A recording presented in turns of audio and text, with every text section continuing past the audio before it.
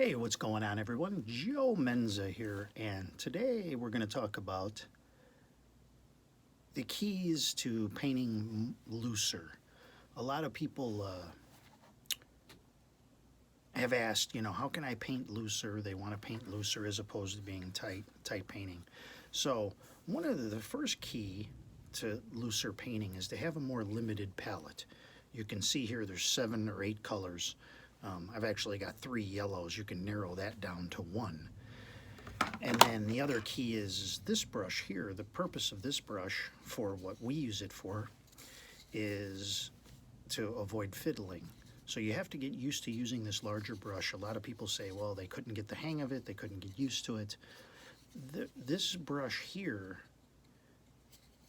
the reason why you may be having a problem getting used to it is simply because you're trying to paint more detailed with it instead of the loose fashion that it's intended. So let's go over to the palette and the easel, and let's go over how we can paint more loose, okay? Okay, so first of all, you have to paint in a more casual manner. And by that, I mean, the first thing is you need to be relaxed. In addition to having a small palette, you need to be relaxed. You need to paint as if you don't really care how the painting turns out, although you do. Secondly is, and I've just sprayed this with water, is when you're painting shapes. You're not painting objects. You have to remember that. So when you paint, you're going to allow your brush to do most of the work for you. So if you're doing a sky, and you say you're taking some yellow ochre. So first of all, I need to put some weight on this thing.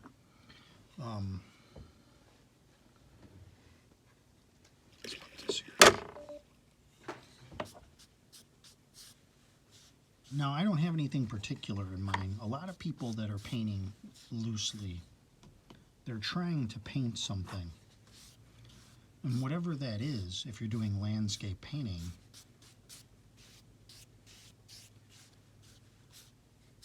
you're going to want to paint in a very loose fashion. You see, we're not going in and trying to detail paint. This is more impressionistic.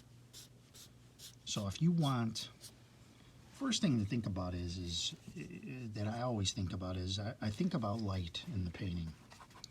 And a lot of times light comes in from somewhere, whether it be the middle or somewhere else. I just happen to like the middle. So let's say we have this area of light coming in. Next, we'll keep it simple. Blue sky.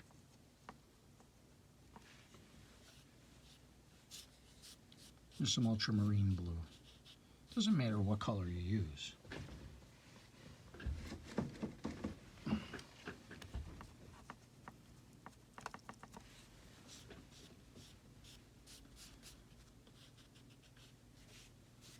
Your main concern is just to have fun and not think about turning out a masterpiece.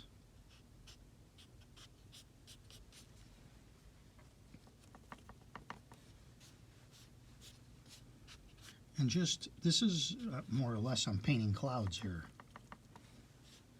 in sky. Now, I don't want to cover up all of that yellow that we did. And maybe you want to have a little bit of water here and have a little light reflecting.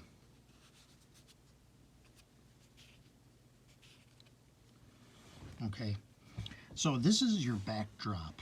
This is what I like to call setting the stage. This is going to be, this is the window dressing for your painting. So initially you're just adding some colors to the background.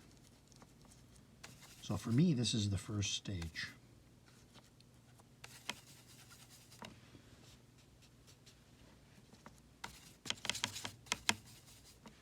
I'm just making up a little gray.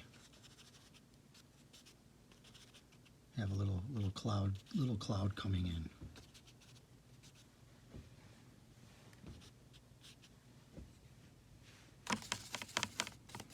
And a lot of times with grays, I like to just clean up my palette, and everything on there will make a gray. See? Everything that's on your palette will make a bit of a gray. And you see automatically we have this here, we have the light coming down. And as long as this is wet, you can play around to your heart's content. Once it dries, it's a little more challenging. So now we have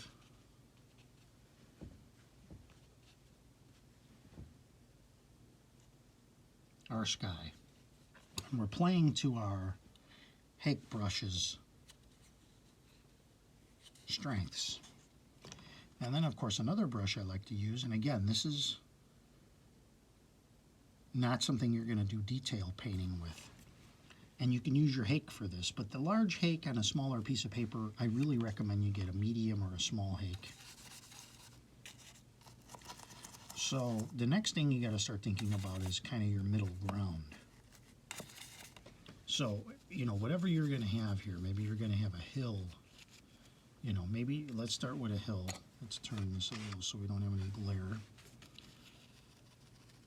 Maybe you're going to have a bit of a hill here. And start off with a color.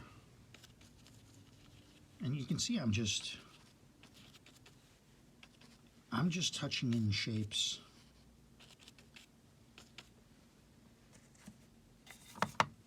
You know, maybe we'll put some trees. You know, use the side of your brush.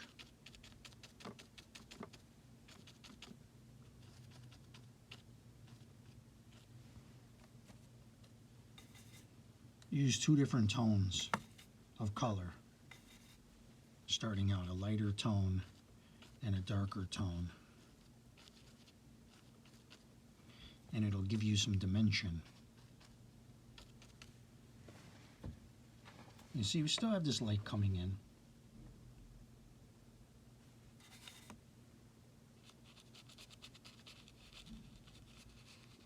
Let's put something else back in over here while we still have that color on the brush.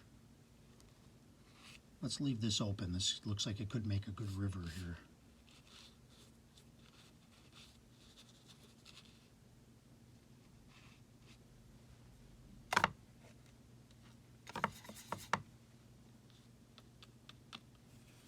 You know, think about easy ways like this to use your brush. So you're forcing yourself to think about things in an easy way.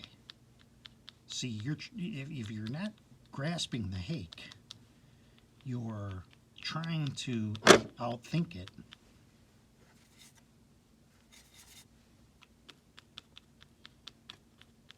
Be lazier.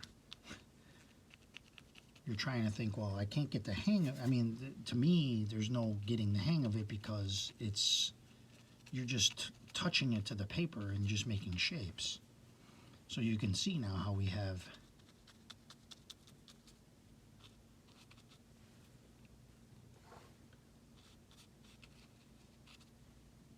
it's just basic shapes. It's like an ink blot test. So maybe now we take, while we have that darker color on the paper, and we'll make a closer foreground.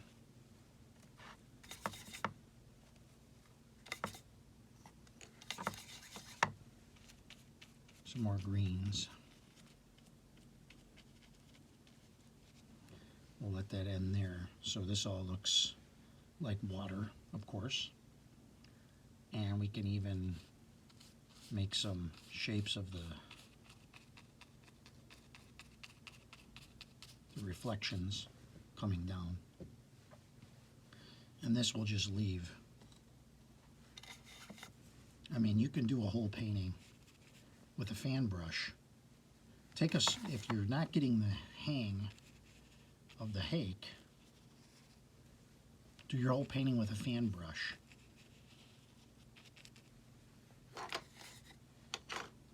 You know the movie, you ever see the movie Karate Kid? Which is, you know, of course not realistic, but at the same, not a real true story, but they had him learn karate by waxing cars.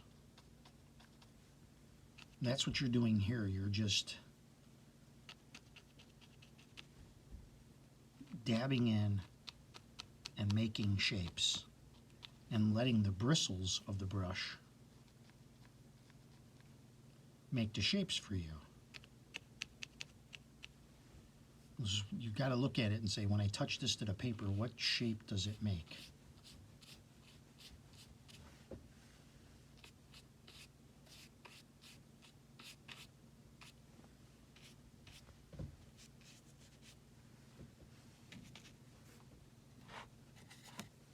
Let's just do a little bit more with this. Just have some. Now I don't even have my rigger brush today.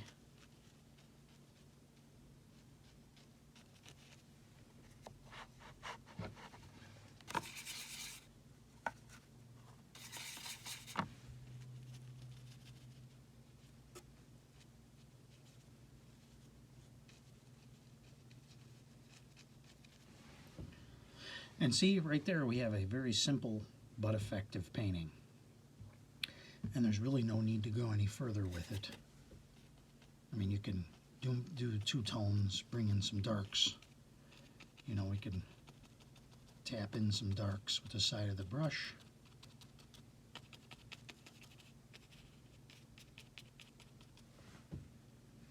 But really, there's not really much more that's needed here. So keep it simple. We used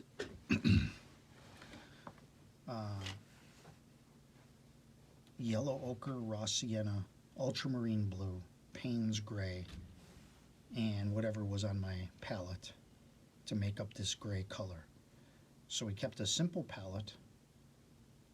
We limited it to two very abstract type brushes, and we painted in a very relaxed way. So give it a try. Let me know how you do. And I hope this helps. Thanks for watching, everybody.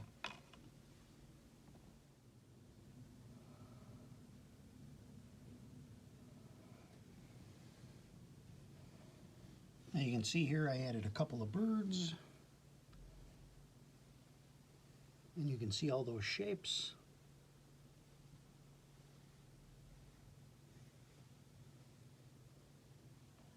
And let's go to the virtual frame. Thanks for watching, everyone. I hope this helps you, and best wishes on your paintings.